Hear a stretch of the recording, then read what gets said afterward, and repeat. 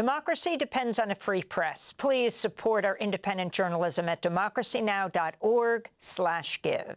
This is Democracy Now!, democracynow.org. I'm Amy Goodman with Juan Gonzalez. The Republican plan to slash taxes on the rich.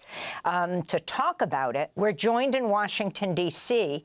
By The Lever's Arjun Singh, senior producer, co-host of the podcast Lever Time, which has a series called Tax Revolt about the history of the Republican anti-tax movement. This is a trailer for the series. From the landmark California tax revolt to Trump's latest push to cut taxes for the rich, this movement claimed to fight for the average American, but really deepened inequality and helped the rich get richer. This is the story of how a small but powerful movement reshaped our economy, weakened our democracy, and left the government scrambling to serve the people it was meant to protect. But that's not the way the world is, guys. Do you want to sit there and scream and holler and hate rich people and lose every election? It is time for a wealth tax in America. You'll lose everything. If you don't lose the election, you'll lose the country. So, there you got it. You with me? That is a trailer for the series Tax Revolt, about the history of the Republican anti-tax movement. The Lever's Arjun Singh joins us now. Thanks, Arjun, for being with us. If you can give us the history about what we're seeing. While many call this the big, beautiful bill, the Republicans in Congress, of course, President Trump, who visited them yesterday to try to bring together all the parties to pass this, others are simply calling it the billionaire's tax cut bill. Explain where this comes from. Thanks for having me, Amy. It's great to be with you. This bill is really the culmination of a longstanding effort of the Republican Party to pull together different coalitions that really don't have a lot in common except for being united under the banner of the anti-tax movement. In the 1970s, the Republican Party was trying to build a base out of anti-communism and being fervently anti-communist, but this was a bipartisan thing. So in 1978, after a California ballot election, where conservative activists convinced Californians to cap the property tax rate, Republicans realized that tax cutting could be a very powerful force for uniting different groups that may not seem to be bedfellows with each other. And so you have different coalitions in there. You have billionaires, of course, who want their tax cuts. You have business interests who want to be able to game the tax code. But then you also have members of the Republican base, people who are legitimately anti-government in that they believe that there should be no government or an incredibly limited form of government, potentially kicked down to the states. And then you have other people who see the government as a tool of ideology that they don't agree with. And so starting with the Reagan era and into the 1990s and now, of course, into Trump, you have a very strong coalition of Republicans who genuinely believe that the government has been hijacked by an ideological force. They believe it's become too tolerant and too liberal. And so they see the tax issue as a means of actually defunding an entire federal government that they completely hate. The other parts of the coalition are people who are deficit hawks, and they have an ideological hatred of deficit spending. And so this coalition that Trump is trying to pull together is trying to please everybody. But what's awkward about this is that Trump himself has created an awkward part of the coalition that relies on a lot of government services. And what you're seeing now with his efforts to cut Medicaid, Elon Musk, and Doge is that a lot of parts of the Republican base right now not only rely on these services, they like these services, and there's no way you can please this coalition. Either you have to raise the debt ceiling, which the deficit hawks do not want, or you have to acknowledge that the government services are vital and figure out a funding mechanism.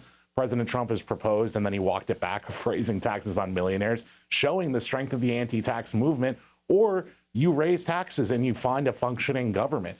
But what Trump is trying to figure out right now is how do you pull these people together? They have very few votes, and it looks like they're not going to be able to pull it together. Maybe things can happen at the last hour, but currently they are very much in a fight, and this is the culmination of that effort to glue together a really strange coalition that in many ways does not get along.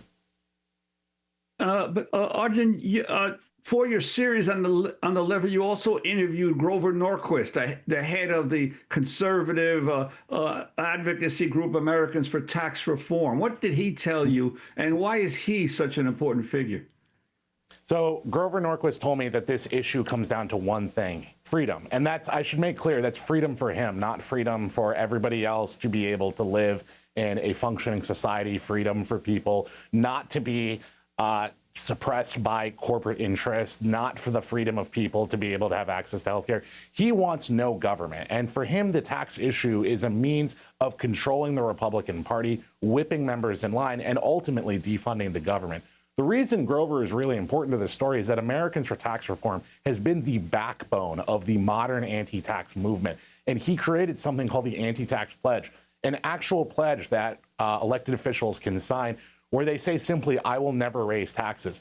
And using this pledge, Norquist has used it as a bludgeon to go after Republicans, most notably George Herbert Walker Bush, Bush Sr., who committed the original sin of compromising and raising taxes because he had no choice, because he had a Democratic majority. Norquist found the compromise so unacceptable that he rallied people against Bush. And he's turned this party into one where even if people want to raise taxes, President Trump is a good example, because they think that it'll advance another part of their ideological agenda.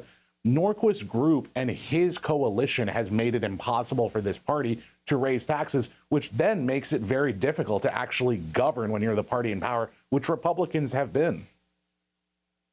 But now you express skepticism about their ability to pass this bill, but isn't this a bill so important in terms of Trump being able to declare a victory in his first year in office that he will pull out all stops to whip the Republican, the slim majorities in both the House and Senate into line? I wasn't skeptical of this up until I started reporting on this series. For a long time that I've been covering politics in the era of Trump, I thought that Trump really had created a party where he was a kingmaker and the party was a cult of personality around him. This anti-tax issue might actually be the breaking point for Trump himself. Trump is trying to put himself against the anti-tax movement that has held this entire party together, has actually dominated and controlled this party. And Trump has run as an anti-tax person, but Trump also wants to please different parts of his coalition. And so I think in this case, either he needs to make cuts to Medicaid to please those people, or he needs to figure out how people are going to raise the debt ceiling. But Trump is essentially trying to pass the logic that he is Trump and people should listen to him, and that worked in his first term.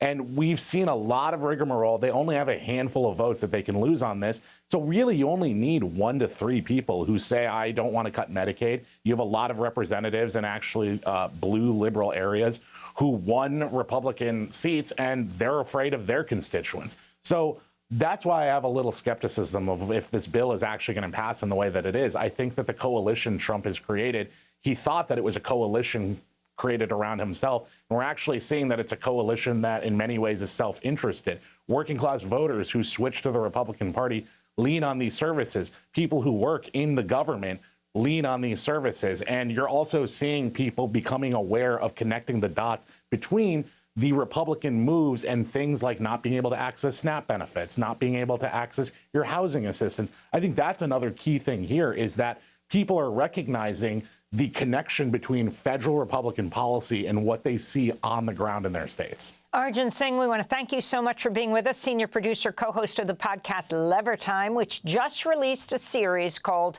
Tax Revolt. Democracy Now! Is funded by viewers like you. Please give today at democracynow.org/give.